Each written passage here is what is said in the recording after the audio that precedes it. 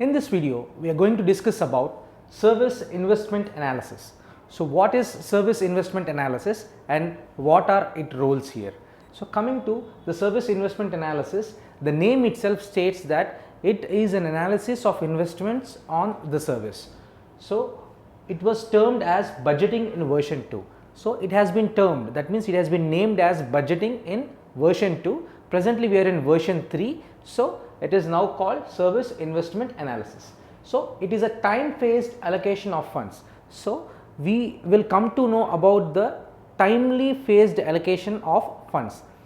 So when the fund has to be released and what is the time interval, and according to the time how the fund has been segregated.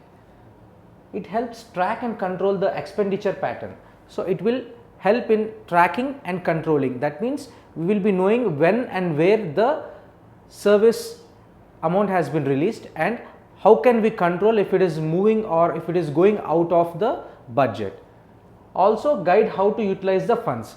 It will give a proper analysis. This year if we take an analysis, for the next year it will be acting as a guide to track and control about the funds. In the next video, we are going to see about accounting phase of financial management.